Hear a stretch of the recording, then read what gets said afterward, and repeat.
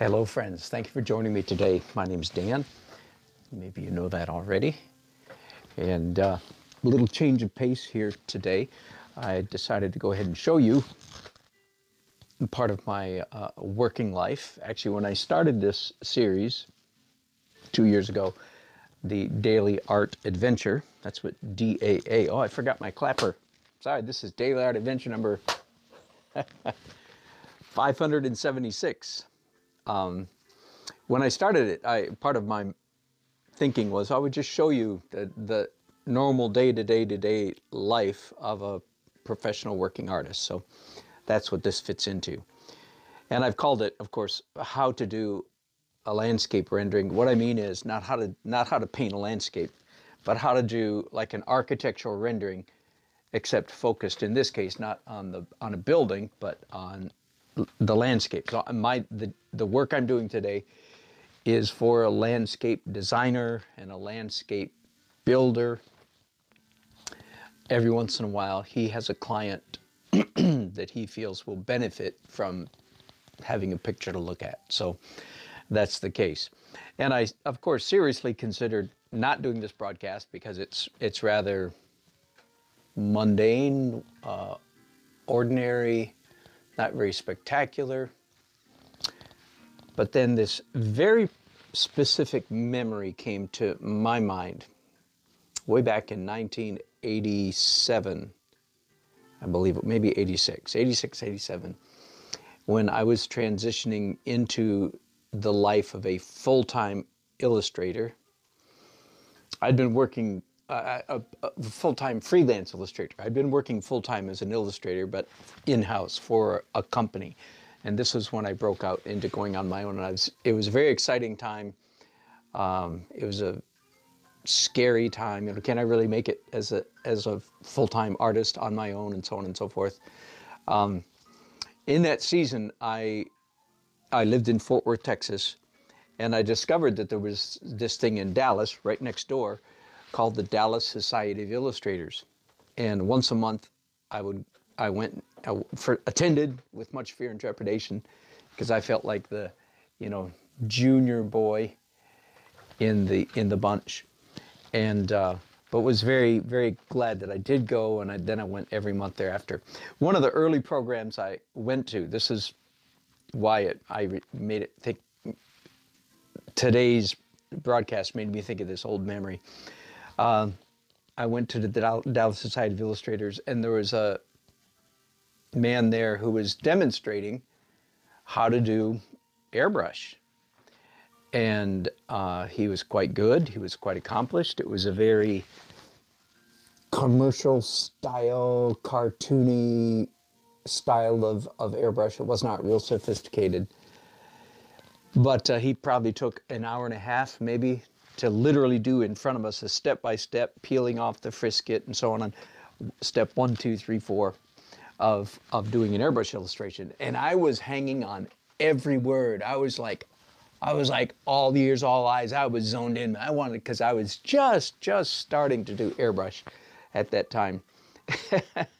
And later, I can't remember how it was, either at the same meeting or at a later meeting, I heard some of the regular members, attendees, complaining. Oh, that was a bad broadcast. That was a bad program. That was that was slow. That was boring, blah, blah, blah. And I've always remembered that.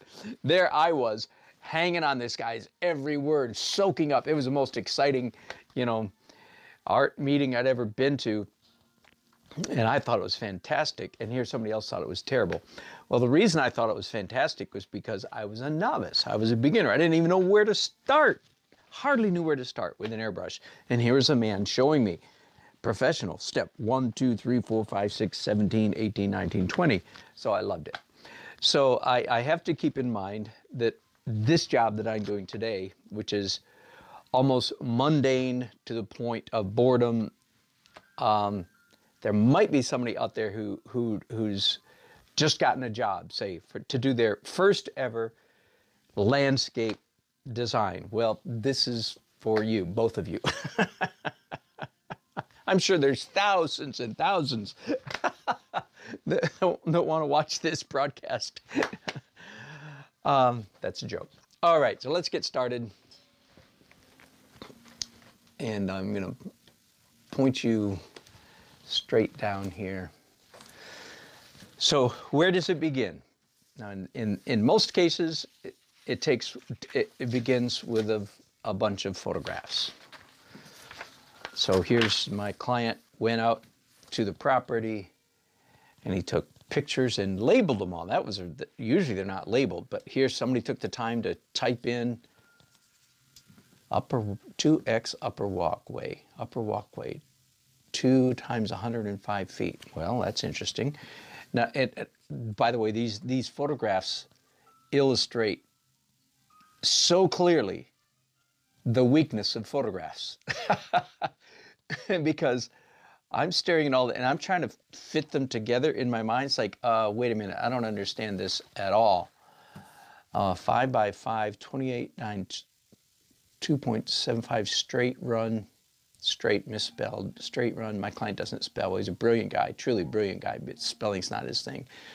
Poolless water feature, and here's I take it this is a sample of the kind of stonework he's going to do. Anyway, do you get the idea? Just a hodgepodge of of photographs, sorry. Okay? Now, I was really, really fortunate with this particular job because my client, rather than doing it all over the phone, he was actually able to come to my studio here yesterday. And so that's what you see, all my scribbling notes is from when he was sitting here and he's saying, that's going to go, and again, it's just about impossible to exaggerate the value of working physically together in one space. I mean, second best would be a Skype or a Facebook Live or something like that, but way better because you can use your hands. He's showing me, he's pointing at the photograph and he's saying, no, see, this goes like this and this comes down this way and this connects to this. So that happened. Got it? So at the end of that first meeting, I blew up one of these photographs, the one that's right here, said, oh, okay, and I made a note, aerial of this angle. So in other words, that gave me a starting point. So that told me that the best way to illustrate this job was to take basically this view and pretend I was raised up in the air. Okay, so far so good. So what do you start doing? Well, what you start doing is you just start scribbling. So I'm looking at this photograph and I'm imagining, and I drew this first, as you can see, in blue. So in other words, my blue pencil, just really, really, really rough sketch, saying, I think it's kind of like this. I'm shooting dark, especially with the blue. And then after the blue, then I picked up a graphite pencil, this one in particular. Nothing fancy, I mean, any graphite pencil would do. And then I, so to speak, colored it in.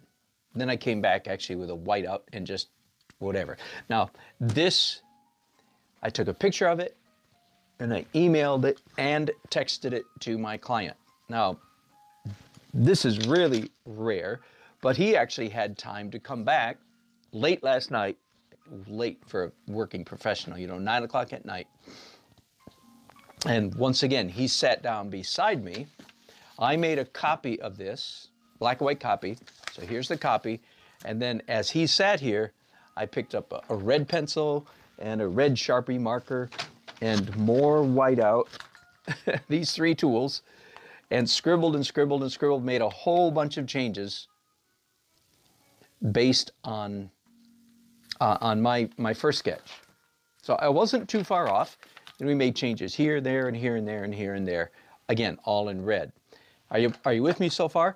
So if it feels like, let me move you just for a second. If it feels like this whole business is just like a shooting in the dark hodgepodge, like where do you start?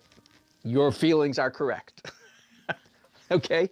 And I remember the first time I had an assignment to do an architectural rendering. This was of houses that weren't built yet. And I was a little bit lost. It's like, it was for a friend. That's why, that kind of thing happens. I didn't hang my shingle out like I do architectural renderings, because of buildings. I've done lots of buildings that are already built. I can draw those, but this was like anyway. And so I'm looking at blueprints, elevations. You know what those are? It's like there's no three-dimensional drawing. It's just here's the east face, north, south, west. Here's the aerial view. Here's the roof. Here's the second floor. Here's the first floor. Here's the basement. Whatever. And you're looking at all these pages and pages, and you're supposed to go, am I supposed to get a house out of this? And again, that statement is addressed to you beginners, because it would have been good if somebody had just come up to me and said, yeah, you're doing all right. You know that kind of lost feeling? Now, anyway, maybe if you majored in architectural rendering in college, you'd never have that lost feeling, because the professor would say, here's what you do, or if it's a woman, here's what you do first. I don't know why it's a man teaching architecture, but you know, the professor would say, do this, 1-ly, 2-ly, 3-ly, ABC, 1, 2, 3, here's how you do it. And you wouldn't be lost. But if you're a regular artist, like me, not afraid to try things, then you feel lost. So I want to convey that to any beginners who ever happen to watch this video. I feel lost. Good, then you're probably doing the right thing. Okay? So back to do you like my high-tech camera angle thing here? Oh, by the way, I'm wearing the glove. I always get why are you wearing that glove? It's not to protect my hand from these evil, mean, dangerous, toxic things on the paper. No, quite the contrary. It's to protect the paper from the evil, toxic things in my hand, the oils in my hand. All right, so you with me? So we photographs with conversation, a lot of head scratching and pencil scratching led to this. Then more consultation with my client led to this. And then I made a copy of this in color. And I can't show you this now. Oh, yes, I can. Here you go. So here's a color copy of this, because this has whiteout on it. And when you turn on the light, I'll go ahead and do this. So I've got a light table in front of you. So you see these dark areas right here? That's whiteout. So it doesn't read. So I had to make a copy of it. So here we go. I've got a copy then, and I have taped it to the back of this little bit higher quality. It's not watercolor paper. It's not Bristol board, because I understand the quality requirements for this particular client. In other words, they're not real high. He does not need this illustration is not going to be framed and hung on some executive's wall. All right, and then this is pretty common for me. I put masking tape around it just so I get a nice clean rendering when it's all done. This is going to be in pen and ink and watercolor. Now I know that you guys can't see very much. Let me see if I can. Is that better? That's actually almost worse, isn't it? All right, so I'm going to start drawing now the final illustration, and I've decided to do it this way. I've got watercolor pencils. Oh, and a regular color pencil. And once again, I'm looking at my photographs somewhat. Now, one of the decisions I have to make right up front is this going to be a more finished and refined illustration that I use a ruler. Here's a funny thing about life. Funny thing about life as an illustrator. Like, once you start using a ruler on your illustration, you're pretty much obligated to continue to use a ruler throughout the process. Now, I'm cheating a little bit because I'm going to actually, I think, demonstrate the opposite. But let me do that and then see what I think. Yeah. See, okay. So that might be the only time I use it. But generally speaking, you don't mix natural lines, if I can call it that, natural drawn straight lines with ruler straight lines. Does that make sense?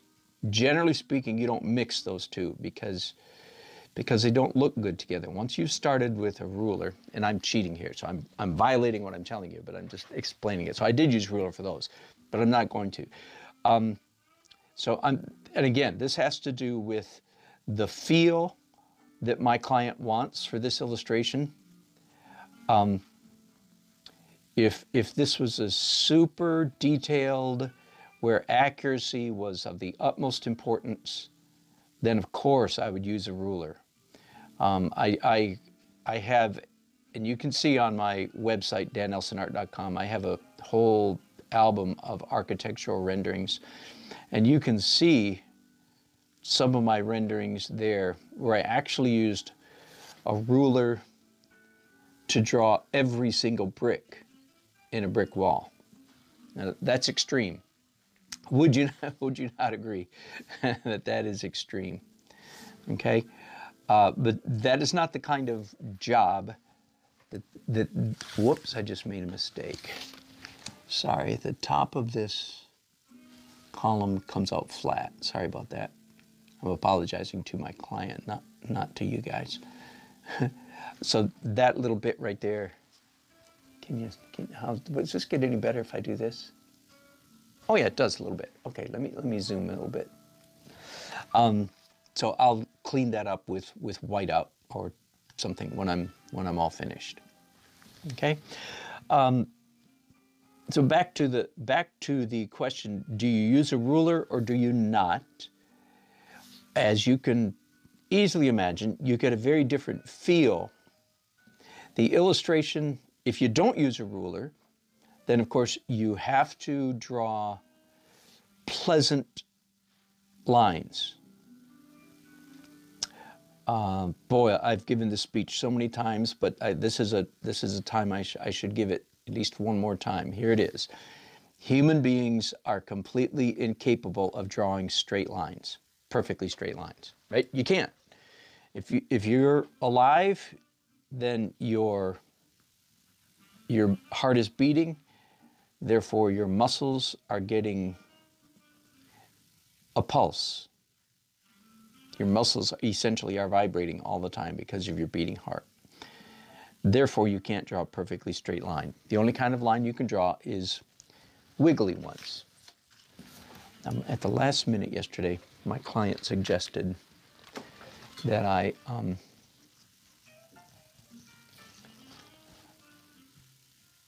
include a gas grill here, but all of a sudden I forget what a gas grill looks like, so gas grill.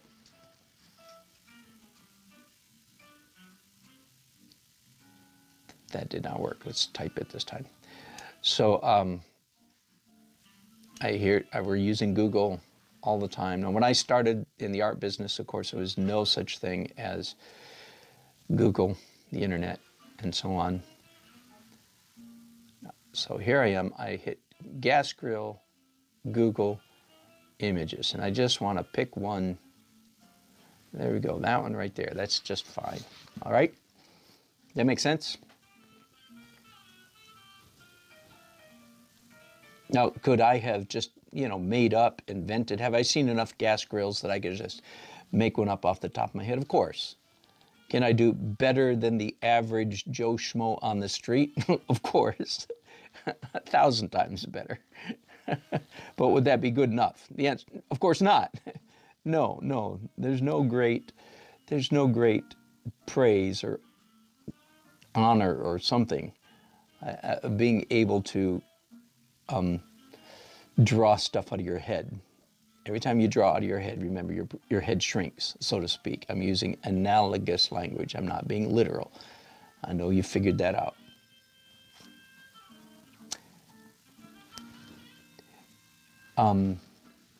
So when you draw without a ruler, okay, so I interrupted myself when I discovered I needed a picture of a gas grill. Human beings cannot draw straight lines. The only kind of line you can draw is a crooked line. Okay, you with me so far? If you're alive, which begs the question, well, can you draw straight lines if you're dead? And my answer is no, you do straight line. Boop! You straight line when you're dead. You can't draw it, but except on the, if you die in the hospital. On the hospital monitor, you will straight line. Anyway, sorry, bad joke. So the only kind of line you can draw is a crooked one. Now, you have two options now. You can either draw an attractive crooked line or an ugly crooked line. Does that make sense? And you do not want to draw an ugly crooked line. Why? Because they're ugly. So you want to draw an attractive crooked line. And what is an attractive crooked line? Well, again, I've given this speech so many times. Forgive me, all you regulars who are hearing this for the umpteenth time. It's real easy to describe how to draw an ugly crooked line. And are you with me? The only kind you can draw is without a ruler. The only kind you can draw is crooked. So that's the only option open to you. You with me? But you can draw nice crooked or ugly crooked. And here's the recipe for drawing ugly crooked lines. Are you with me? It is try to draw straight ones. In other words, if you try to draw straight lines, first of all, you're going to fail because human beings are incapable. Okay, I'm done with that. Incapable of drawing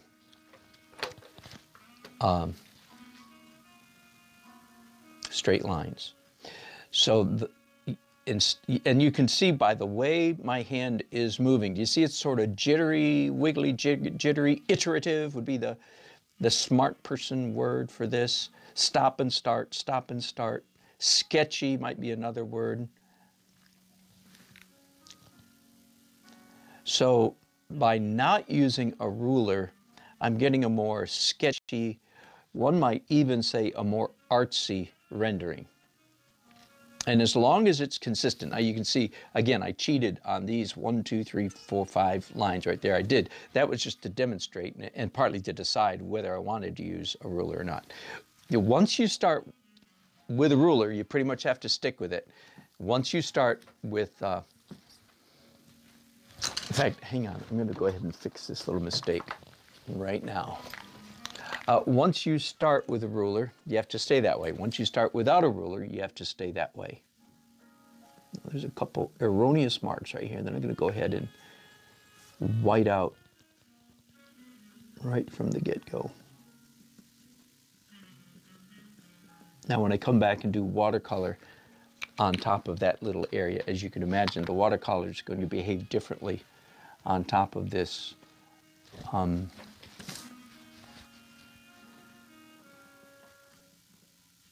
top of the whiteout than it will on the pencil. But I'll take care of that. I'll cover that, take care of that problem when I get there. So, all right, now that's all, at the moment, that's all I'm going to use the brown pencil for. Turn my light back on. I've decided to use a watercolor pencil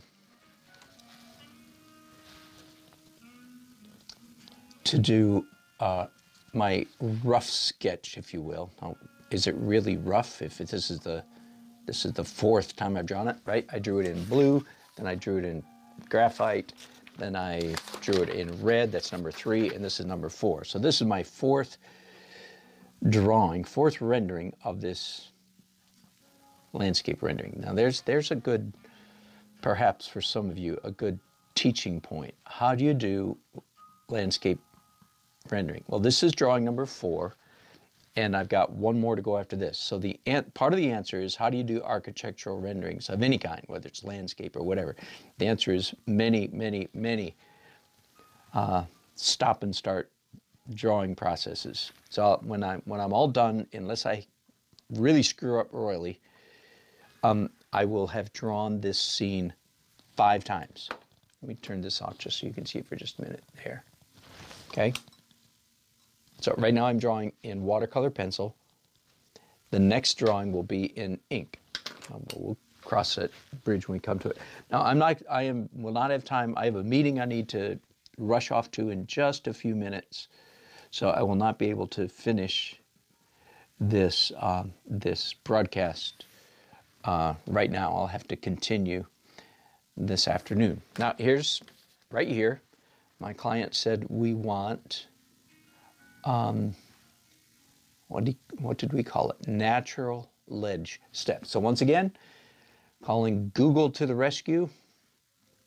Here we go. So I just Googled, first of all, I Googled ledge step. That didn't help me a bit. Then I Googled natural ledge step. So here I have, once again, oh, I got it. So that's what he's talking about. Now, let me answer perhaps an obvious question. I hope. I hope it's kind of obvious. Why am I doing an intermediate rendering, if you will, in green watercolor pencil? Now, here's the answer. Here's the answer, because I'm going to do black ink on top of this green, right? But some of the green, I'm not going to trace it like, what's the word, with extreme accuracy. No, just rough accuracy. So there will be bits of the green still exposed underneath the black ink. Are you with me so far? So there'll be little hints of green everywhere. But the real reason I'm doing it is because when I come back and do watercolor on top of the black ink, the water will activate this green. Done with that Google image now. The water will activate this green watercolor pencil. So I will get a kind of a ubiquitous, that is all across everywhere, this uniform greenish color. Even though I'll have different colors in the watercolor painting, it'll all have this green, if you will, behind it. Does that make sense? And that'll just make that will simply make the illustration look better by having this uniform undertone color over the whole. And of course I picked green because this is an architectural rendering. So it's grass and bushes and trees and all kinds of stuff. I could have picked brown, that would have been fine. Now, but I didn't do it for this because the porch, because the porch isn't green. Am I making sense? Oh boy, I hope I am. Okay, so now I need to follow my red lines. This is what my client, and I'm going to change colors here. I'm going to change to a orange. Why? Because the brick back here is brownish. Brown has orange in it, if you will, instead of green. For the same reason, so that now I'm going to have two bleed through colors here and there in this illustration.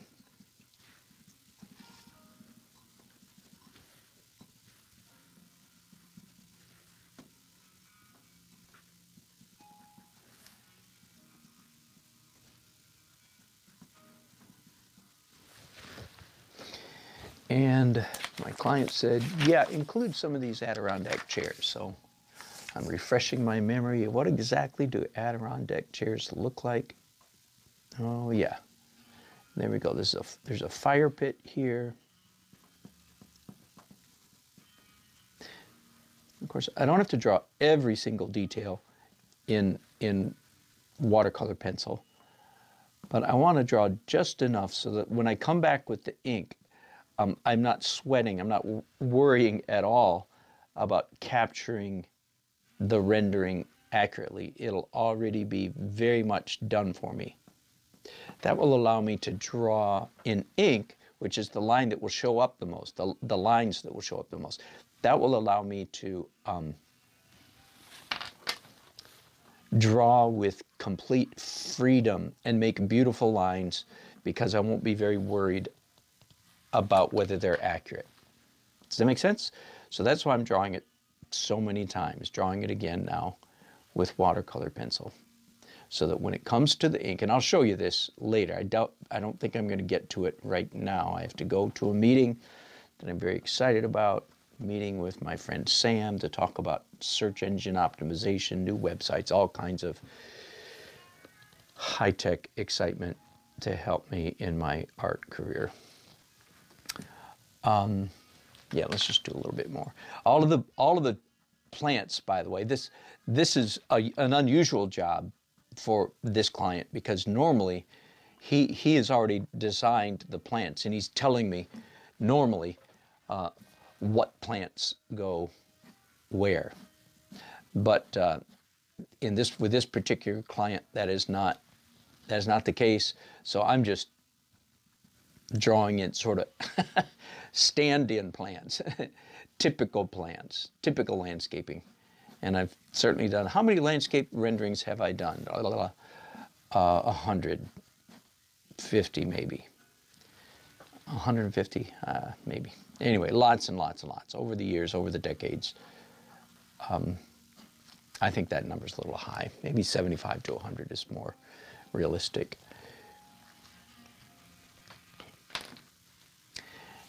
And there's a couple interesting things here. One is there's a concrete deer. It's quite realistic, partly because it's a doe with no antlers, and it's in an unusual pose. You know, you see those concrete statues of things in people's yards, you know, but usually they have a more heroic pose, a buck with a great big rack, standing proudly, like Bambi's father on top of the rock outcropping. But that's not what this looks like. But we decided to include that deer since we think our client likes it and is going to keep it. So that helps give a sense of perspective. So I just drew the deer there in orange. Okay, my alarm has gone off telling me it's time for me to leave. When I come back, I will do the drawing in ink. There we go. So does that give you, let me give you a little bit more light here. Again, so the next, and I'll talk about later why I'm going to use a fountain pen, sort of old-fashioned. Why a fountain pen instead of a, you know, a Sharpie felt tip marker or something. I'll explain that later. But there we go. I'm halfway to the finish of my architectural rendering. Quick job for a quick buck. One of the things, I'll end with this. One of the things I do enjoy about my career is the variety. You know, if I was really famous and it had as much work as I could handle, when that happens, will I still do this kind of stuff? I don't know. I don't know. We'll cross that bridge when we come to it. But in the meantime, do I enjoy? The answer is absolutely yes. One of the aspects I enjoy about my career is variety. I mean, how different is this from the wedding portrait I was doing just 2 days ago, 3 days ago? Quite different. By the way, this afternoon I will be working on the wedding portrait. Okay, let me turn you at me just for a second, just enough to say goodbye. Thanks for watching. I'll look forward to reading your chats later on. Hardest working man I've seen. Thanks, Rick. Here, a little more praise than I deserve, I promise you. But and there's Marlene. Good to hear from you again, Marlene.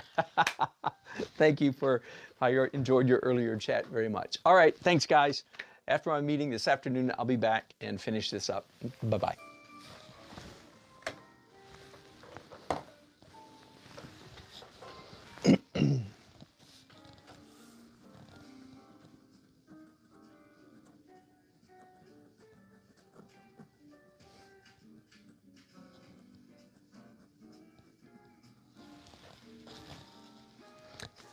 Hey, hello, welcome back, friends. I'm finally, I know it's strange to say welcome back to those of you who are watching this in replay, but I've been gone for 2 hours. 2 hours compressed to 1 second for you guys. All right, back to the job at hand, which is doing a architectural rendering.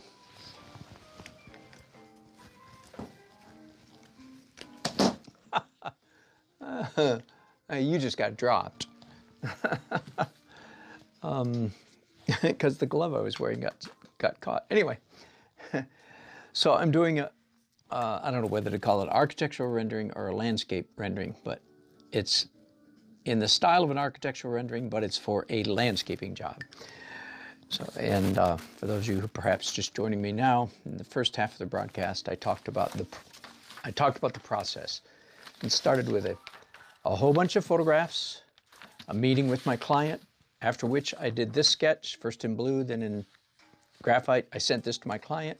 Then we had another meeting. He came back and we made a bunch of changes in red. Then I made a copy of that so that I could trace that image onto this with a light table. Got it? So that I could copy it. And I began by, on this final page, by doing a rendering in watercolor pencil. The main purpose of that is so that it'll look cool. Because when I come back and start doing the watercolor paints on top of this, the green and the orange will bleed through and seep into all the other colors, which for me, I've just discovered creates an interesting unified palette, to be one of the artsy terms. In other words, just green will show up here, there, and everywhere. The orange, likewise. And I am now, as promised, in the business of doing the finished drawing with a fountain pen. And I said earlier I was going to explain why I'm using a fountain pen. Let me fish out a piece of, if there is one, piece of trash paper. Yeah, here we go. I want to demonstrate why I'm using a fountain pen instead of, say, one of these wonderful, nothing wrong with these, but let me find one that's just about the right thickness. And many of these, there we go, that's the one I'll use. Many of these, they claim to be, I said this before, they claim to be waterproof, but you better test that because they're not all as waterproof as they like to say. All right, why am I using a fountain pen?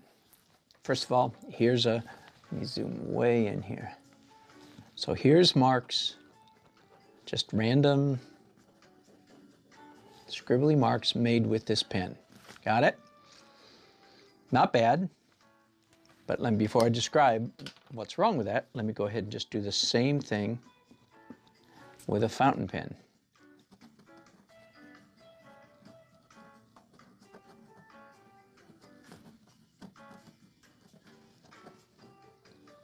As always, having a little bit of a hard time making the fountain pen right all the time. A couple things you can do about that. One is you can, I'll do this right on camera, so I'm going to make a mess. You could take the plunger device and ratchet it, screw it down a little bit so that ink is forced through the nib. I usually do that over a wastebasket so that falls in the trash. But now it'll draw much. Okay, but I'm assuming you can discern the difference between those two marks. Again, here's the cheapo felt tip marker, and here's the fountain. What's the difference? It's real simple. This is uniform. I'll use the letter U for uniform. And this is much more expressive. I'll use the word E for expressive. This is thick and thin. Thick and thin. There we go. So it's much more expressive than this. That's why I use a fountain pen. The other thing is you can determine what kind of ink you want to use. While I'm on the subject then, here's the ink I'm using. It's called Pen and Ink. Called Pen and Ink Sketch. That's the name of it. Non-shellac, that is important. India Black fountain pen ink. And it turns out, now this is where I ought to be getting a kickback from Amazon. I've got the system set up. I just don't want to take the time to do it. I should put a link to these in my description. When I have time to hire an assistant, that's what my assistant will do. So that when you order either of these, I get a little tiny kickback. Wouldn't that be nice? Since I'm giving you all this stuff for free.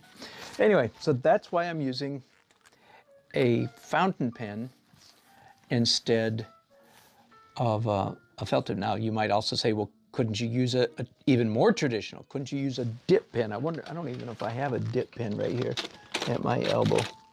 No, I have lots of them, but around, and I use them.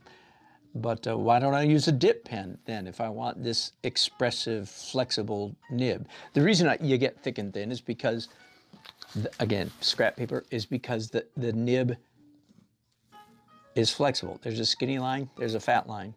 If you push down lightly, thin line. Push down hard, fat line. That's because the prongs, am I on screen? The prongs separate when you push down. See? So you, of course, you could do the same thing with if you want to get sort of ridiculous about it, you can use a dip pen, which again, I've used plenty. The advantage of the fountain pen is what you see me doing here. Theoretically, if it all keeps working well, which it doesn't, let's be honest, you have to wrestle with some of these tools. That's the advantage of this. You don't have to wrestle with it. It doesn't last very long. They run out of ink frightfully quickly. But you don't have to mess with it. So a dip pen, you have to dip in the ink periodically, and the fountain pen has its ink in a reservoir right here. So anyway, there, I've answered all the questions, I hope. Why am I using a fountain pen? More expressive, a little bit more trouble, but not too much. Dip pen, more expressive, perhaps more expressive still, but definitely more trouble. You have to stop every 20 seconds and dip it in your ink bottle. All right, and this, I suspect that this whole process here is going to get a little bit tedious, so I don't feel obligated to broadcast me doing the entire inking. We'll see. When I run out of things to blather on about, one of my regulars the other said, made some comment, Marcus, about how do you even think of all this? How do you keep talking? He didn't say blathering on. That's basically what he meant. I'm using that word. It's a gift, Marcus, it's a gift. Thanks for noticing. Anyway, I'm not going to try to broadcast this whole thing, like I said, because, as I said, you English majors, because I think it would get rather boring. So let me just do a little bit, and then I'll bring you in. So where do I go from here? What's next? After I finish doing this inking, then it's watercolor time. This traditional watercolor painting on top of this. And then, after the watercolor, I am going to use some of these pens to do cross-hatching or hatching. Maybe not cross-hatching, just hatching. Not a very sophisticated technique, just simple scribbles of ink to give the impression of shading and texture. Oh, also with this pen, I'm going to do things like, oh, I'm tempted to do it, but I don't want it, because I'm not sure that this is waterproof. I mean, it says professional waterproof technical pen, but as I said, I have discovered they're not quite as waterproof as the label says. So you need to be really careful with those. So yeah, I'm going to do watercolor next, and then after that, come back and do pen and ink shading. So that's my technique. There are thousands of different ways to do this same job. This is by no means the only way to do architectural rendering. And again, in this case, it's architectural rendering in service of a landscape designer. So there's just, thankfully, not a lot of architecture in this rendering.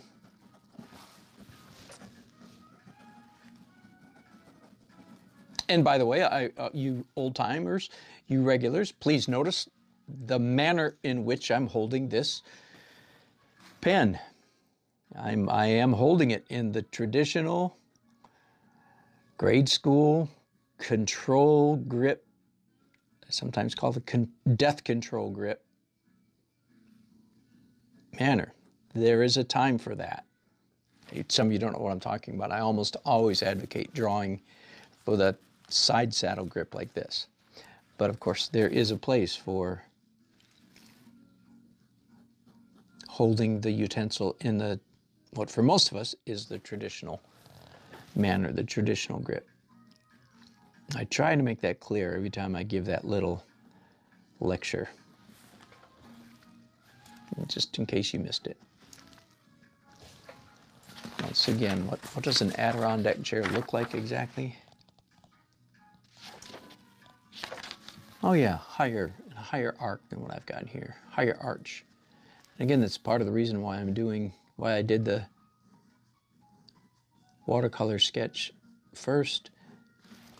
And so for the most part, I don't have to worry too much about, getting the lines in the right place, because that's already done.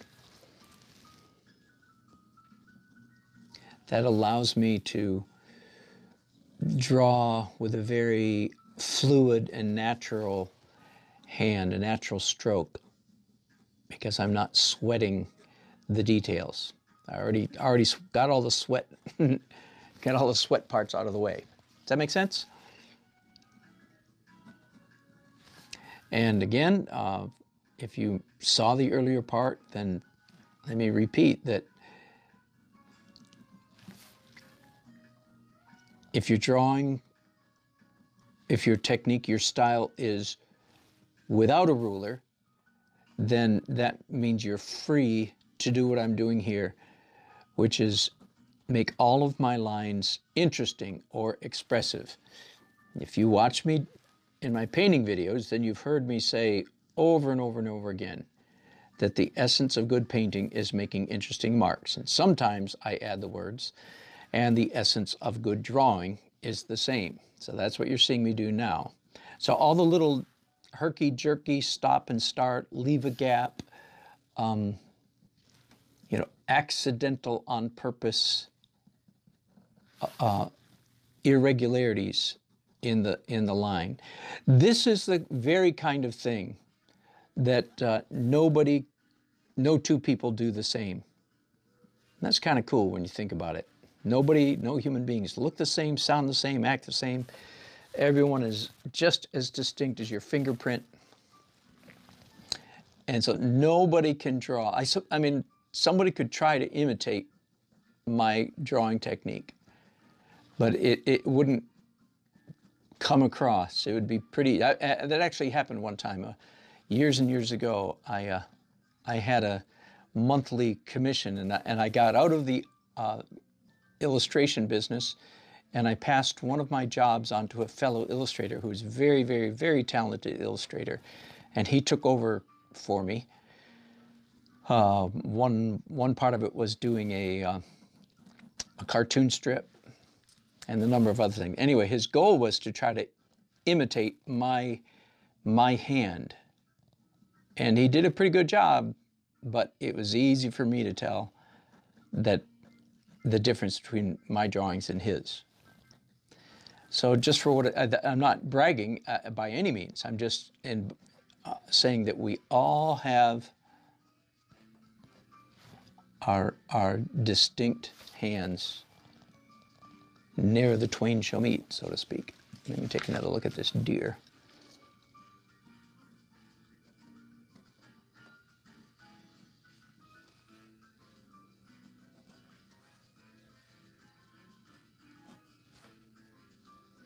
I think it needs to be a little bit longer torso.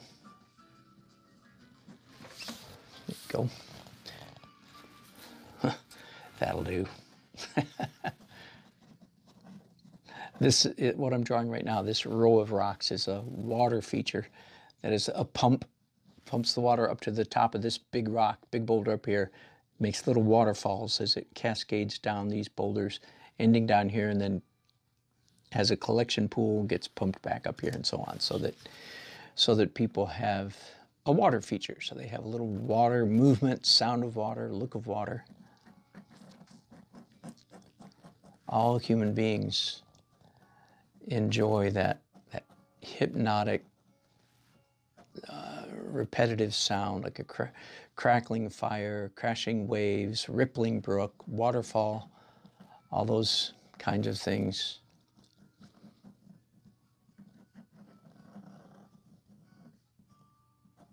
Interesting when you think about it. Why do we like those?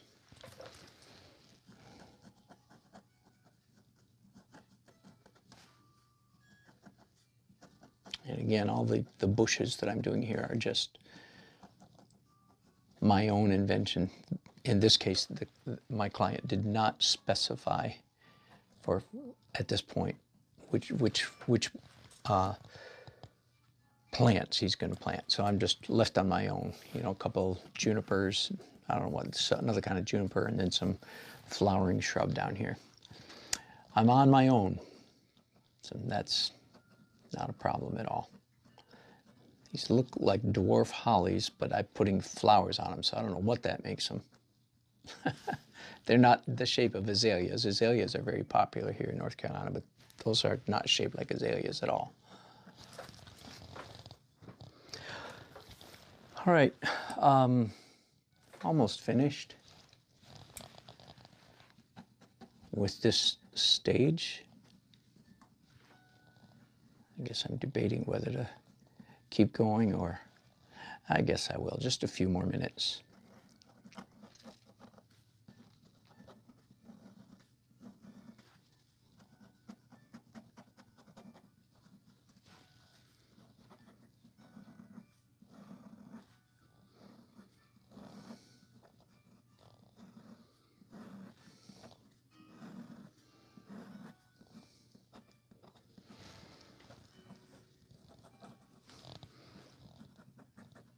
And then we'll take a break. I'll get my watercolors all set up and ready to go.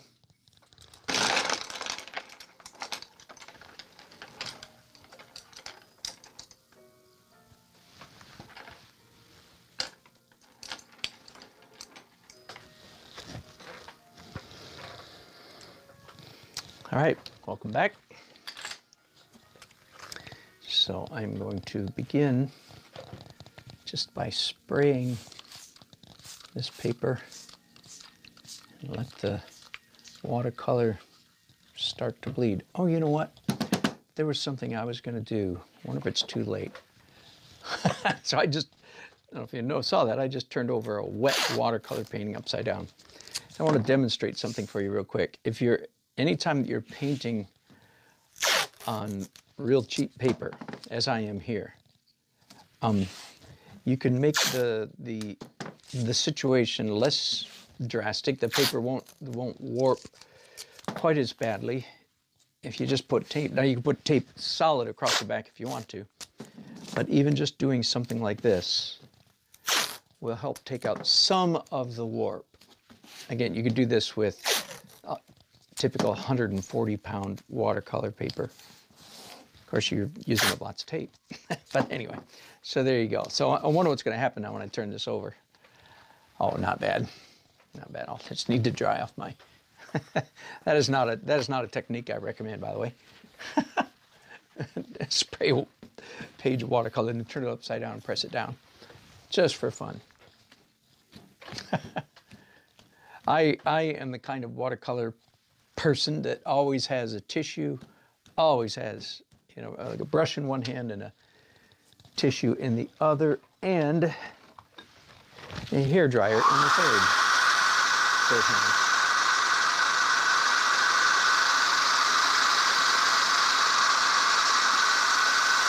Sorry for noise. Whew, that's a racket, isn't it? And here's my #2 watercolor tray. My #1 watercolor tray's just bigger, that's all. A little bit more fancily, has more complete more complete colors. I just decided to start with the green grass. Certainly a prominent element in this landscape.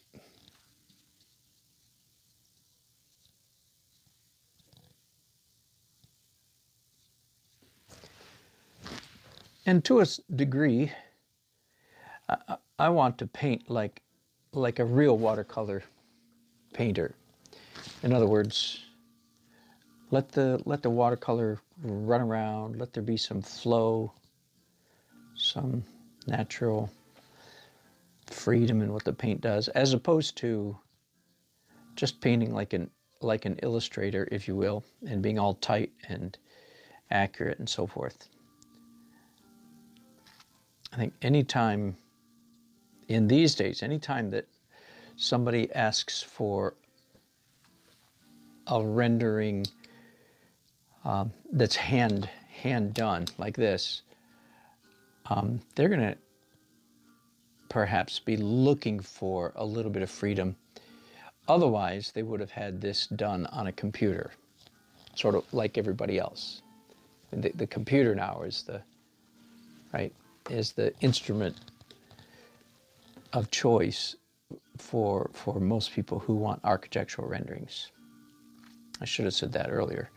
This is a real throwback, an oddity almost, to do architectural renderings not on a computer. And for that reason, I'm usually inclined to put a little bit of distance between myself and the computer by painting in a loose or painterly manner.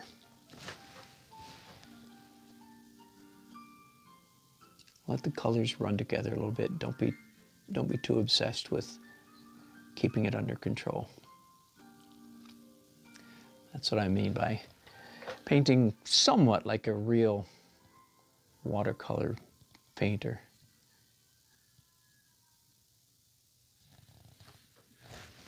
Okay, all of that orange stuff is pine straw.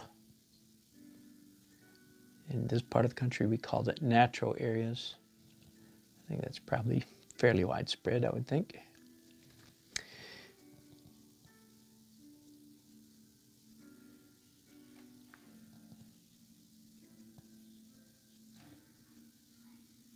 In North Carolina, very often these natural areas are the ground cover of choice in a natural area for a lot of people is pine straw. In fact, I never heard that expression, never heard it called pine straw until I moved to North Carolina. It was always just pine needles. But in North Carolina, it's called pine straw. Maybe it's other, but the Midwest, I never heard that. And in Texas, I never heard that. The main places I lived outside of North Carolina. Anyway, so this is all a blanket of pine straw, very distinct brown-orange color.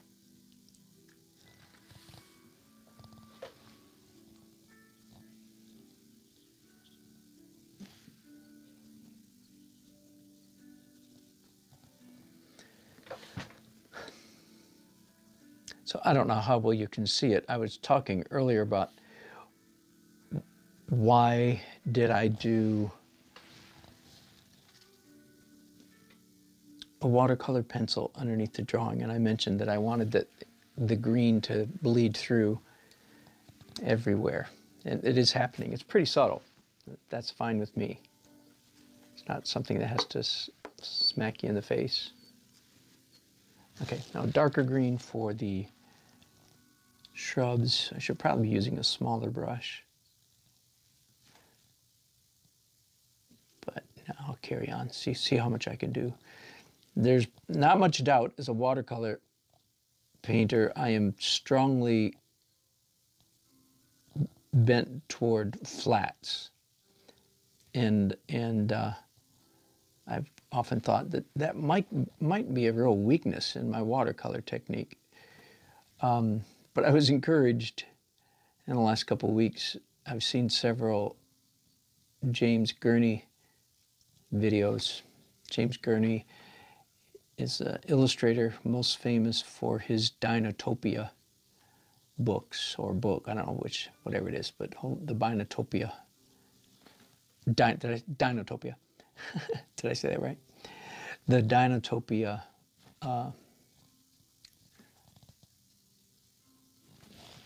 trademark. And that's him. Anyway, and I was encouraged because he does his watercolors as I do. Lots and lots and lots of big flat brushes as opposed to round.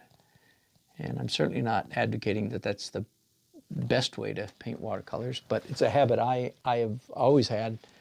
I was a watercolor major in college, and as an illustrator, of course, I did a lot of watercolor, but it was always the very commercial, controlled kind of watercolor, not terribly expressive. And got in the habit of using a flat, as I'm doing right now. I was encouraged to see that James Gurney, it's always good to see some really good and famous artist that does something that you tend to do.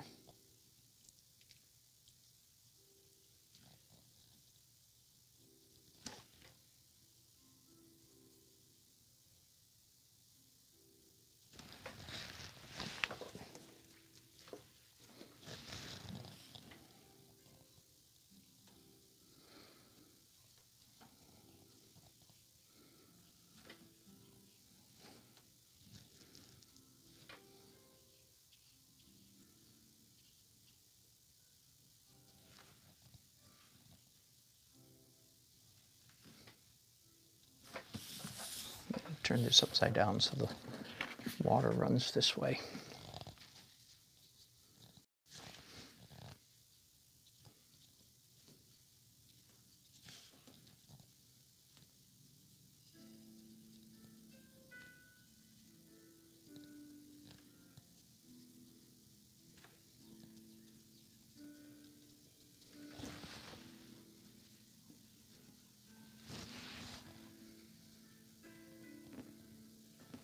All of this stuff, of course, is not the focal point of the illustration, so I don't want to draw an awful lot of attention.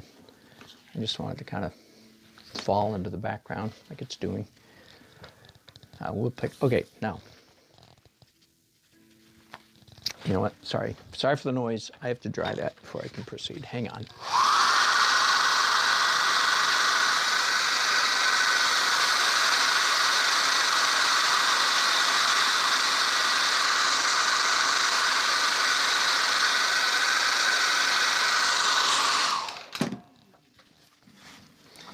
Really big puddles, I'm just going to go ahead and blot them up.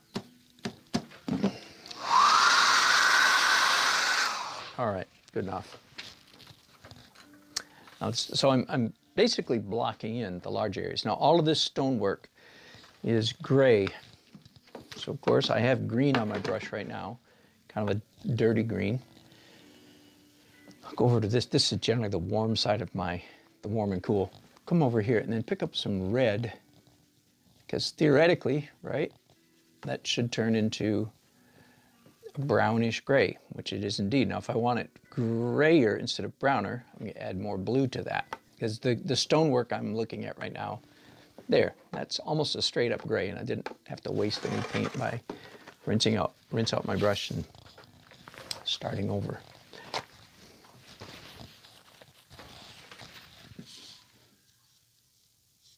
I don't know if it's the right intensity. Yeah, that looks fine.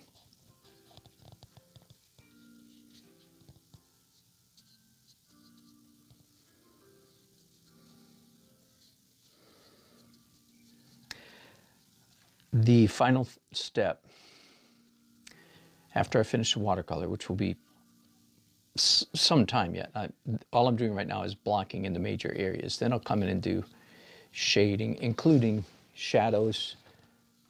So far I haven't given any indication which way the light is coming from. That doesn't convey a very dramatic or realistic sense of the space.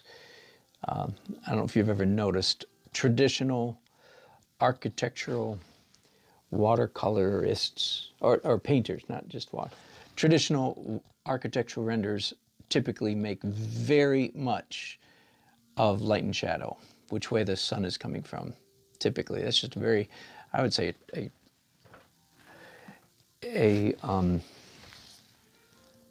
architectural renders tradition, deep tradition in the world of architectural rendering. To be very careful, very, very careful, and even dramatic about which way the light is coming from. Because most of the time, of course, if you're doing an architectural rendering, you're showing something outdoors, right? You can do interior architectural renderings, but most of the time when we think about architectural renderings, yeah, you're thinking about buildings outside.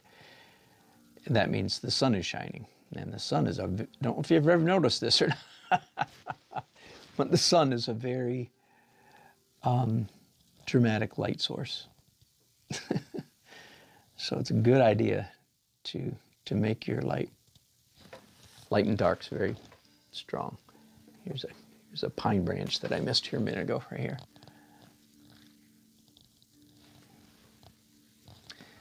I'm looking, by the way, periodically as I'm doing this, I'm looking at this photograph, and you see the trunks of these trees. Some of them are light's coming from the left, and that's certainly what I'm going to do. I'm going to make the light come from the left. And some of the trunks are light and some of them are dark. Most of the tree trunks, in fact, are graduated. That is to say, they're light on the left, dark on the right. And I'm gonna do that. I'm holding the paper up so the water will run downhill. So hopefully just with a few strokes. Now some of these trees back here, it would be overkill, I think, to try to include a light strip. But the larger ones, it's appropriate, I think, to convey the feeling of the lights coming from the left. I'm assuming you understand that it goes without saying that for jobs like this, all illustration jobs, you're not being paid a fortune to do these things. So knocking them out quickly is just goes without saying, right? And so even what you see me doing here is little tricks of the trade that you pick up over the years for executing these things quickly. And again, forgive me for the loud noise. I'm going to dry that.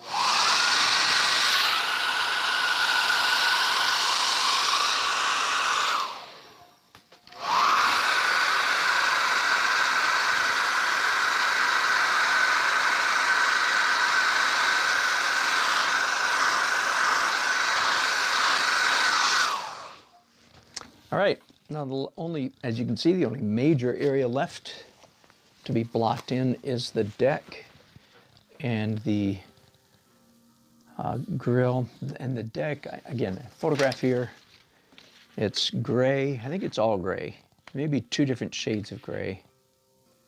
Yeah, but gray nonetheless. So again, I'm gonna, whoops, my gray was slightly greenish tint, so I picked up red and way overdid it. I'm talking about mixing colors here.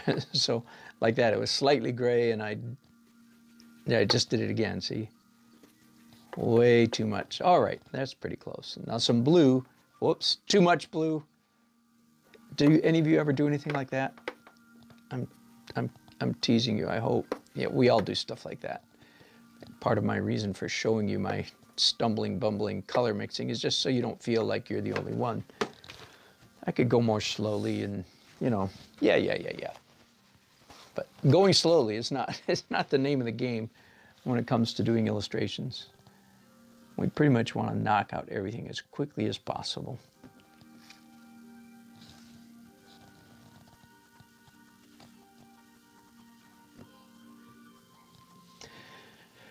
So, oh, there I missed some green. I'll come back and get that. This afternoon, I'll be either upstairs here in my studio or downstairs. I'll be working on oil portraits. It's quite a contrast to what I'm doing at the moment. And that's why I mentioned earlier that one of the things I do like about my career, my job, this season of my life, is that I have a lot of variety. About time I get a little bit tired of doing watercolors, I'll be moving on to oil portraits. That'll be a completely separate broadcast.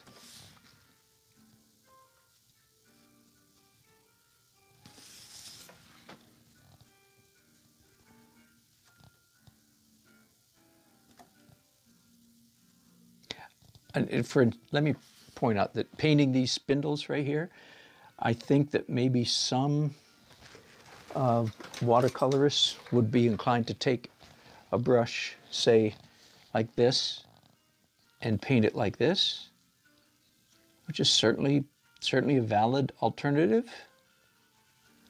I will just point out that the technique I was using, of using a flat, is slightly faster.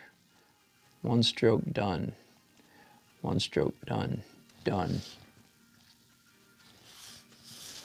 And all those things matter. In fact, most of the time as a watercolorist, when I do want to paint a skinny line, I do it with a flat brush, not with a round. But okay, having said that, now I am going to pick up a round and come in here and do some fairly fine surgery. Whoops, it's way too dark. Behold the tissue, that's what it's there for. Got it? Let me add some water to that pile of green. I like watercolor, it's so intuitive. You want something lighter, you just water it down with water, literal water, right? Want something darker, you use more pure paint.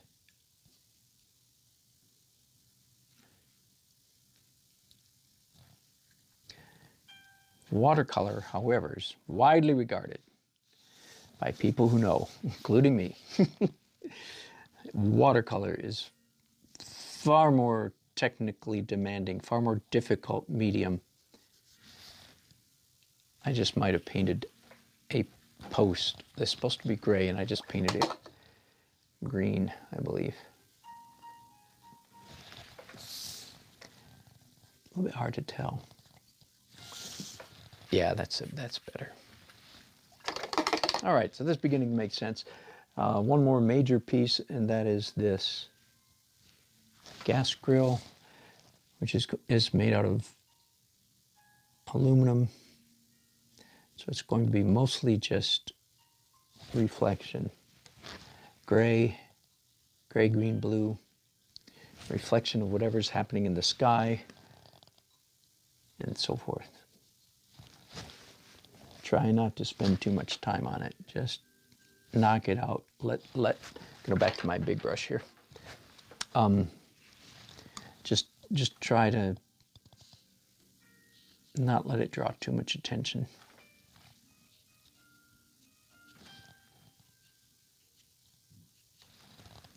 There. Oh, Adirondack chairs, and they are dark gray. And I can't get dark brownish gray. So back to the small pencil, and here the orange that's already there will actually help me a little bit create a brownish tint.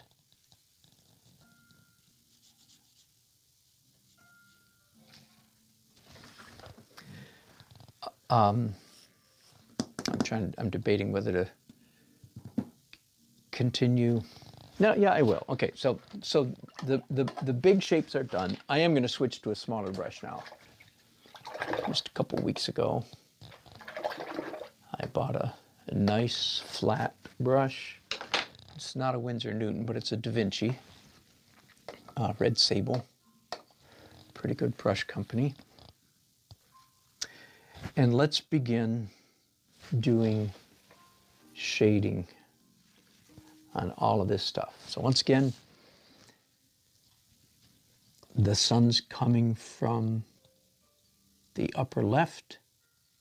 Sun usually does come from upper, by the way. I don't know if you've ever noticed that. In this scene, the sun is coming from the lower right. And that's only happens in outer space scenes, right? The sun can be in the lower right, but if you're on a planet, the sun's always coming from above. even if it's a very oblique angle. So I know you appreciate me pointing out that the sun to this particular day is coming from the upper left.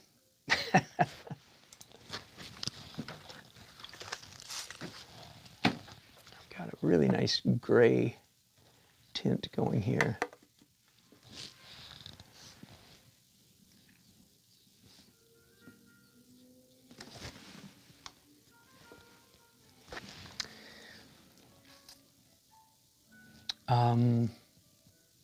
Now is it straight to our left, or is it slightly behind us?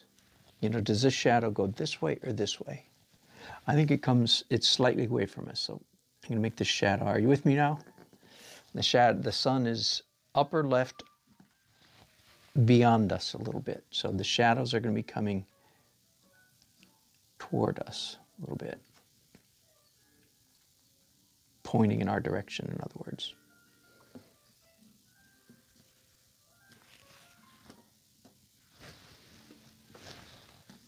I don't think my gray is quite dark enough, so hang on here. Actually, conveniently, I have some Payne's gray on my palette, which is a nice color for neutral shadows. Not very sophisticated. I'm not doing blue shadows at the moment. Just doing plain vanilla shadows. Can I call it that?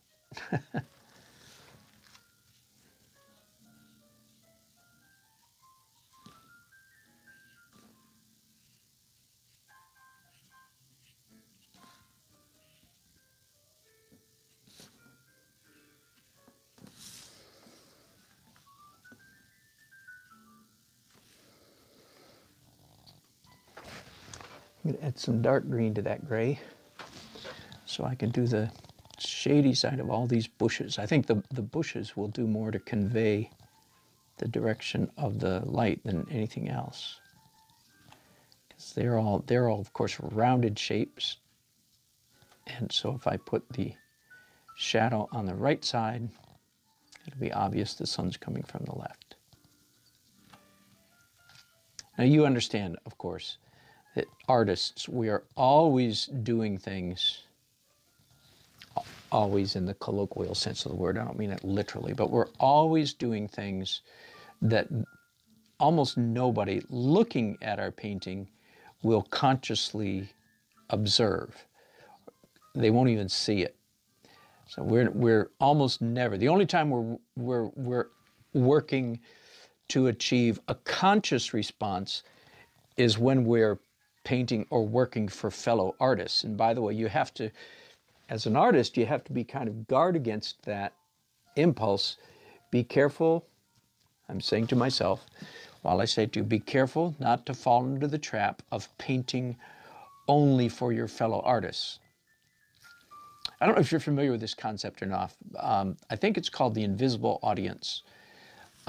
We all go through our life performing much of the time for an audience in our brain, an audience in our mind, an imaginary audience, not a real, literal audience, but we imagine who is looking at us and watching us, and we do what we do in order to win their approval. It's just really good to know about this principle, because if you're not aware of it, it's real easy for your life to run amok.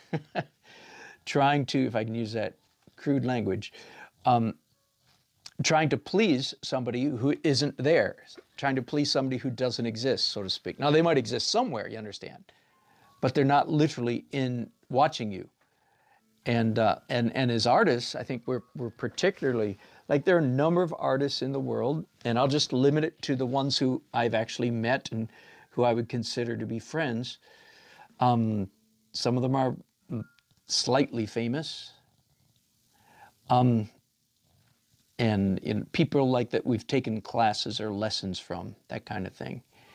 And if we're not careful, we will find ourselves painting for their approval, which doesn't make any sense at all, because they're never going to see what it is you're painting. Can you imagine? Can you see how that would run into trouble? You shouldn't be doing things for people that don't exist. Why? because then you're giving short shrift to the people that do exist. All right, so what I'm after here is, as artists, we do a lot of things in our artwork that most people, unless they are artists, and there is a difference, or unless they're very, I shouldn't say artists, unless they're very visually astute, but many visually astute people are artists. That's why they're artists. Anyway, we do a lot of things in our art that most of the population who are not artists will never notice, right? And you have to keep that in mind, because if you're like me and you're visually astute, that's why you're an artist, is because your eyes, sort of compared to other, most normal people, your eyes, and when I say that, of course, I mean the seeing part of your brain, your eyes work overtime. Or your eyes are like on steroids compared to most people's eyes. You have nuclear powered eyeballs compared to most people. And again, it's not your eyeballs, literally, it's your brain. And yet it's usually not a good idea to paint for people who are like you. That is to say, fellow artists, extremely visually astute people. Why? Because you're painting for a ridiculous minority of the population. I do not have a scientific number, but let's just say, for instance, that 1% of the population is like you and me if you're an artist. That is not a scientific number. I'm just throwing it out as a for instance. But we can get ourselves sort of tied into knots, so to speak, painting for other artists who will never see our work, right? And you have to watch out for that, because that's just a dead end street. That's not a good. You paint for real people, if I can call everybody else just real people. And that means that we're going to do a lot of stuff in all of our artwork, even if it's as something as mundane as an architectural rendering. We're going to do a lot of stuff that they will never notice. Are you with me so far? We're going to do things that your friends, your non-artist friends, will never notice. Now, if you pointed it out to them, you could say, "Oh, yeah, I can see that." But you have to remember, again, that you're painting for people not like you. You're painting for ordinary people. And number one, you have to get over that. You can't go up to all your friends, show them your artwork and say, hey, did you notice? Did you notice that this pyramid structure, this vertical, the symbol of heroism in a painting, this triangle? They'll look at you like you're stupid, say, no, and then you get offended and hurt because they didn't notice that you used the classical triangle or pyramid formation in the middle of your painting. You know, I think like Lady Liberty leading, Delacroix's painting, classic. All those old romantic, classic paintings had classic composition. And now, if somebody takes an art class, like a art history class, they'll hear this kind of stuff ad nauseum, right? And most of the time, if you were like me, first time you took an art history class, I was incredulous. I said, "Are you kidding?" And I was already a young artist. I said, "Are you kidding? They did that on purpose?" And I was rather skeptical at times, like, I don't know. I'm not sure they did that on purpose. And the professor saying, "Do you see this line here? Do you see that there's no line?" You know what I mean? He's pointing across shapes. He's saying, "Do you see the repeated motif of the color red?" And you go, "Well, no, not till you said something about it. I didn't." Okay. I feel sure that I'm describing the experience that many of us have in our first art history course. We're completely oblivious to all this stuff.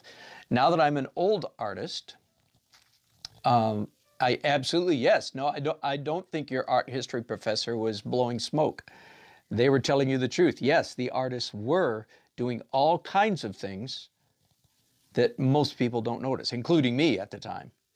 Okay? And how do I know that? Because if you may call me, I'm 65, so if I may say I'm in the maturity of my career, I'm hoping I'm not in the dotage of my career. In the maturity of my career, I do all kinds of things that I know that most people will never notice. Now, if I pointed it out to them, they would go, oh, yeah, I guess. You did that on purpose? I go, yeah, of course I did that on purpose. What do you think? Now, there was some reason I got to talking about that. Well, even something as simple as having all these shadows go the same way.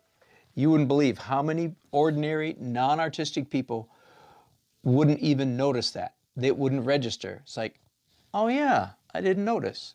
I'm not talking about everybody, but a significant portion. But, and here's the but. You knew there's a big but coming. Here it is. But even though they don't notice it consciously, the fact is, here's the key, artist, they experience it unconsciously or subconsciously if you prefer. So all these little subtle things that we do in our artwork, they couldn't process it, they couldn't name it, but they certainly do experience it. And there's the rub. The gifted artist knows how to get non-artists to experience art without them having to analyze art. So I mean, that's the difference between you, the artist, and the non-artist. The non-artist is our real audience, and we're supposed to be doing everything we do for them, not for fellow artists. I mean, that's just a dead-end street if you're painting for your fellow artists. Oh man, and it's easy to do. You know, I think of some of my art friends that go, oh man, if they were looking at this, I hope they'd like it, you know, stuff like that. Anyway, so we're doing stuff for non-artists, and we want them, by the way, so do you see I've just graduated to the next stage, which is the small skinny pen, and I'm going to start doing details, one of which is the brickwork here. So we want non-artists to experience, if you will, the subtle points, the subtleties, even though no way could they ever verbalize what it is they're experiencing. Does that make sense? So all the rules I talk about, all of those breakable laws of painting, that's what they are. They are things that influence people without the people even knowing what it is that's influencing them.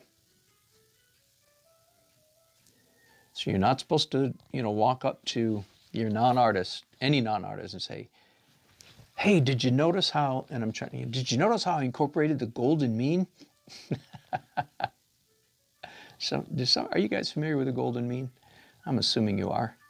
There's the debate rages whether there's anything to it or not, whether there's anything. Now, I don't think there's anything like almost, what's the word, paranormal or supernatural about the golden mean.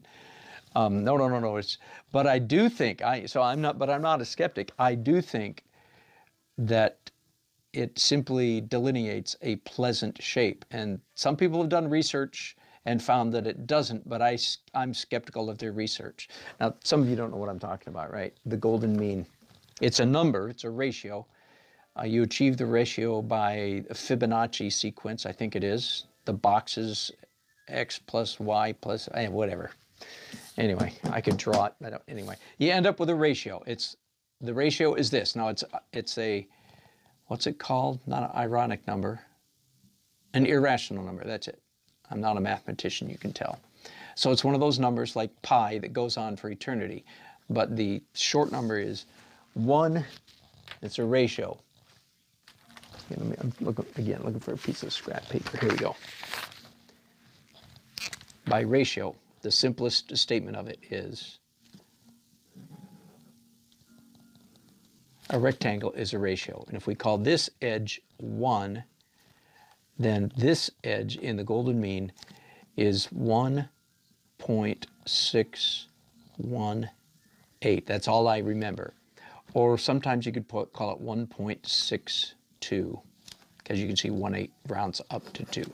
But 1.618. So that's the golden ratio. Okay, since I'm this far in, you wanted to hear a lecture about the golden ratio, didn't you? Yeah, you did. Yeah, you did. Admit it. Admit it. I mean, so let's some people, I think I had a wonderful friendly interlocutor with my friend David Dunlop several years ago, and he was quoting all these research that showed that the golden mean was nothing, and I don't believe his research. Here's why. Okay, so the idea is that human beings, now this is me doing a golden mean out of my head. Okay, I'm not sure that it's right, but it's close to that. I have 2 or 3 visual samples to, in a sense, prove to you that this is a pleasing ratio. One is, what is the best shape for an American flag? Now, an American flag, I think, is typically rendered something like this, made something like that. Now, I'm not sure about this one, but I think the American flag would be a little bit more aesthetic pleasing if it were stretched out just a little bit, as some are. That's real weak, but let me give you a couple that are not so weak. I was invited many years ago. This was actually a church, and in their church they had a number of banners designed. You know, can you imagine? So there's a wooden thing back here, maybe, and they've got a golden cord hanging up and a little tassel here, a little tassel here, and on here is some kind of Christian symbol. Let's say this is an Easter, so there's Easter lilies. Got it? It was liturgical banners, right? And sorry about that, I'm off. There we go. Sorry about that. So somebody in their church had designed, like on computer, had designed all these, and they wanted me to take a look at them. And this is what theirs looked like. And I took one glance and said, oh, that's easy, I can improve them all. What did I do? What's wrong with this? It looks short and squatty and fat. So I simply took that same exact design that they did, and I did this to it. And their eyeballs all lit up. They all smiled. Their eyes, I'm not kidding, their eyes all got big, because I contend that this is a more pleasing banner than this. Now, while we're in Churchville, let me give you another one. Here's the ubiquitous Christian symbol of Christianity around the world. You see this everywhere, on the front of buildings, tops of buildings, church buildings, in church buildings, and so on. Right? The Latin cross. On church hymn books and so on. So if you don't hang out with any Christians, and you may not know this, but this symbol is ubiquitous everywhere. And you'll see it made out of wood, at the front of a church. You see it made out of stone on top of the church, made out of brass on top of the steeple, and so on and so forth. And if they designed it like this, woe be to them, because that is not an attractive cross. Let me make it attractive. It's quite simple. I might have overdone it a little bit. There we go, there we go. Now that, see, for decoration, I'm not talking here historically what is accurate. We don't know exactly the ratios of the cross. We're not even sure that it had a cross beam like that in the middle. But does your eyeball tell you that this is more attractive? If you wanted to put a graphic design, if you wanted a golden thing to hang on your necklace, this is the one. It might be a little bit long. This is the one so all I have to do is make it wider. This is the one that you want. Not this one. This is a squatty cross. This is a nice decorative cross.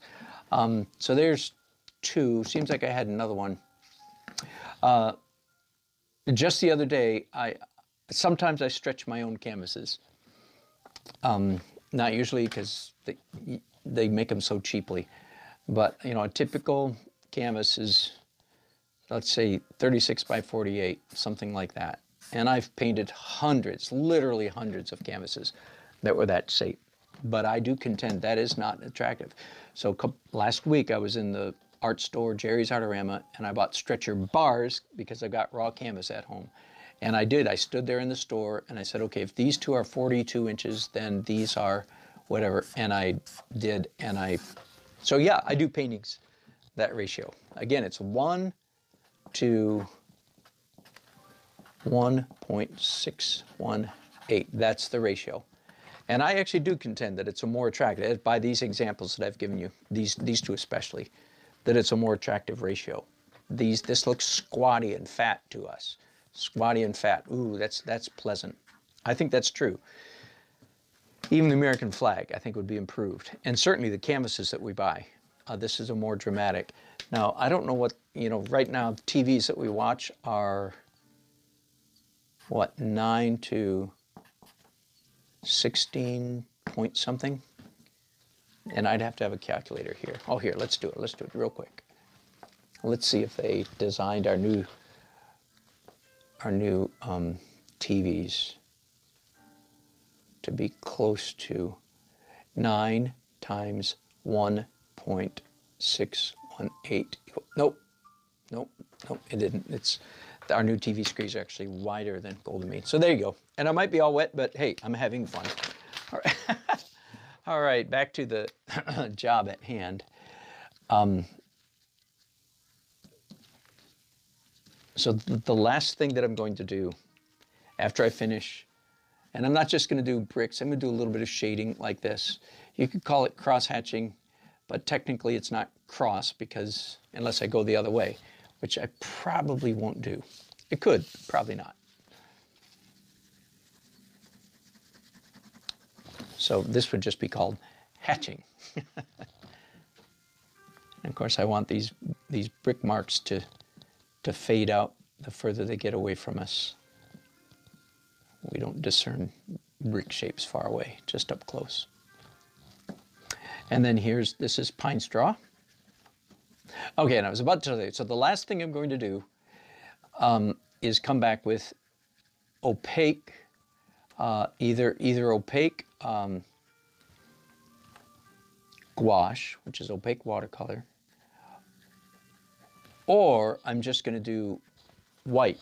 So again, one of my favorite art tools, it's not an art tool at all, is a Pentel, made by Pentel, Presto jumbo correction pen. Again, I should be getting a little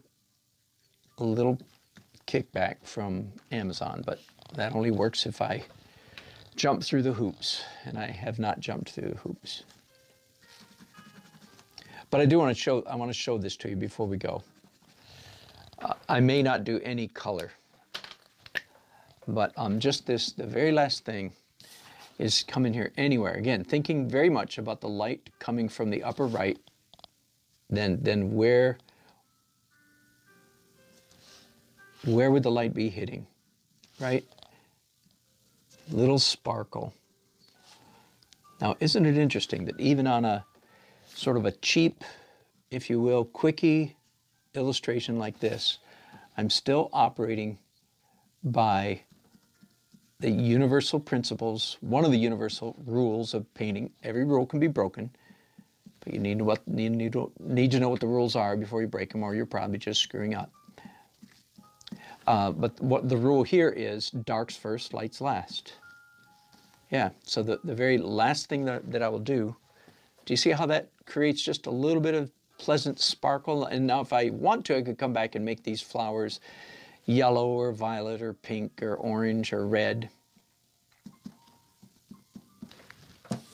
But my first inclination is that I don't even need to do that. Just leaving them white sort of leaves the viewer to gaze contentedly at the subject matter and not be terribly distracted by bright colors. So you might say, well, yeah, but I think your drawing's a little bit monochromatic. And I would say, yeah, it is. I agree, it is. But I sort of like it. And I can do this white anywhere. Oh, now back here, there's supposed to be water. So I was waiting. I'm illustrating all the water. Whoops. I just did it on the trunk of the tree. I'm trying to indicate all the water with nothing but white up. So there's a little waterfall up here. See, now you can kind of see that there's water. And again, a little waterfall down here. Cute, huh?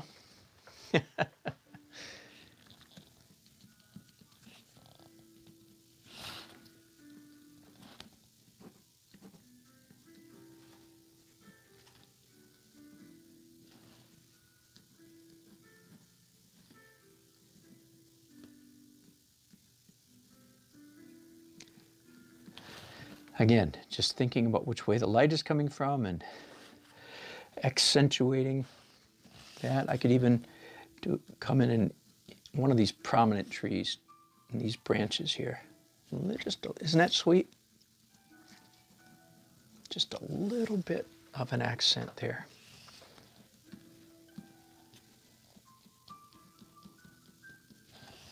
And now, by the way, you can see, I think, quite well, especially the orange. The way the orange bleeds into everything, and down here it's green. There's a little edging of green everywhere. That I find that to be a pleasant effect. It unifies the palette is the word. That's what artists call it when they're not talking about the palette literally. They're talking about the overall color cast, the overall color tint of the painting. That's called color palette. And I find that the green and the orange that bleed through here and there create a pleasant uniformity of the color palette.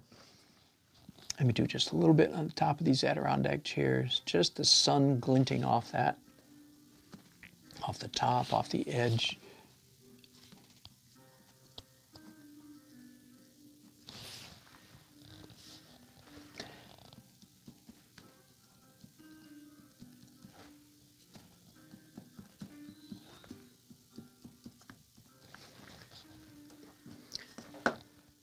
Okay, since we've gone this far, and let's let you hang in for the final unveiling. This is really fun. By the way, my tape on the back definitely helped. Definitely helped keep the paper, this is just cheap drawing paper. It is not watercolor paper at all. Now you're very much within your right thinking to say, well, wouldn't it have been easier to use a better paper so you didn't waste all that tape? Yeah, maybe. But at least I got to show you a trick, which is put tape on the back of your paper, and it'll help take out some of the troubling warp that typically happens when you're using a cheap paper for watercolor. But this is fun. This is always a little bit like Christmas.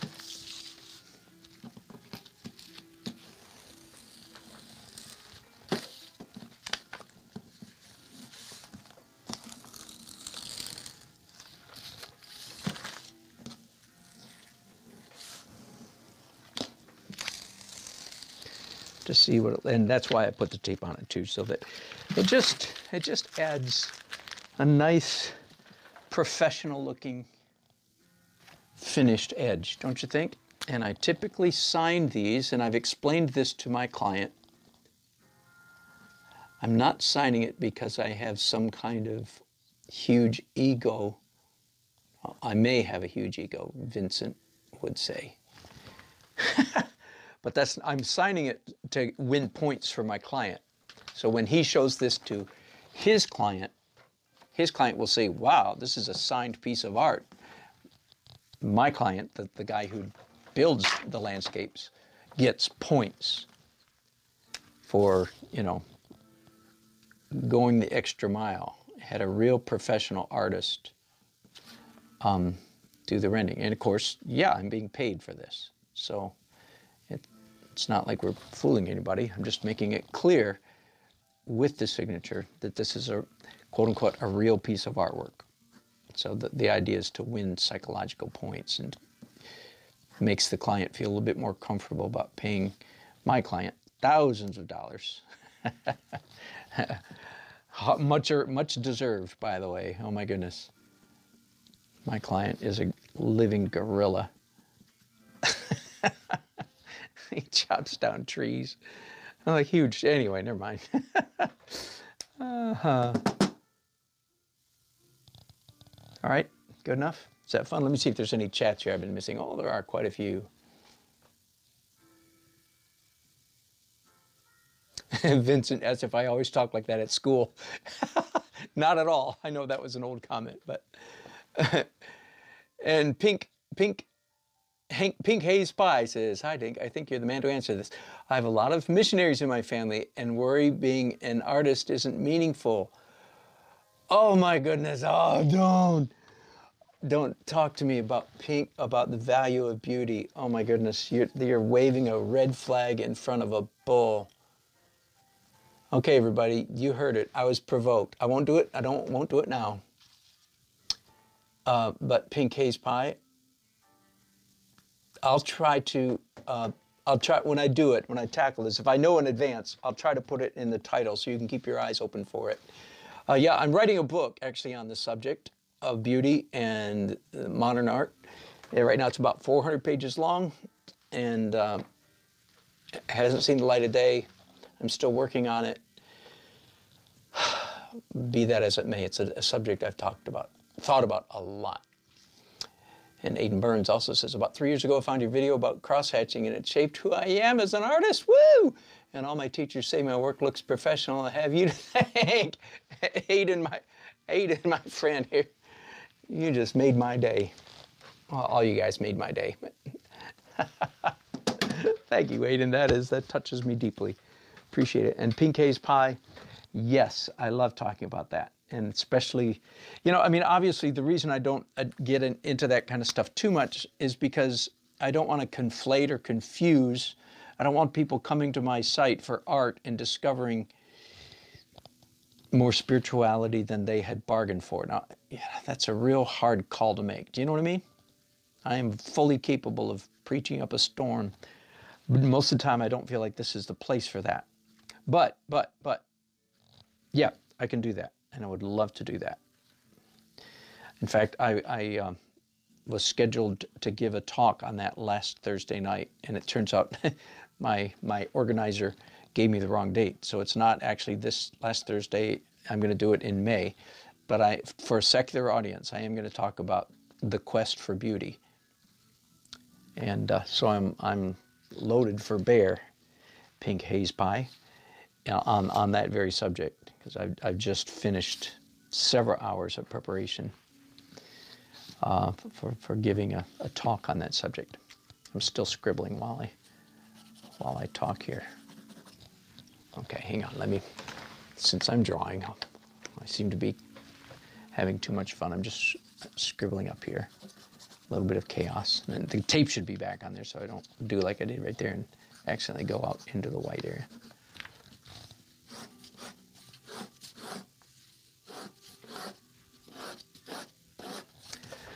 All right, that's a cute little rendering, don't you think?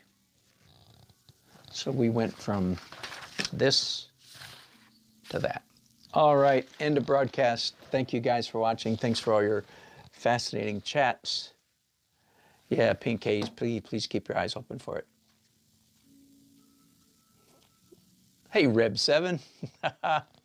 In Scotland. So I guess when you guys say Rebs, you mean something different that we do in the southern United States.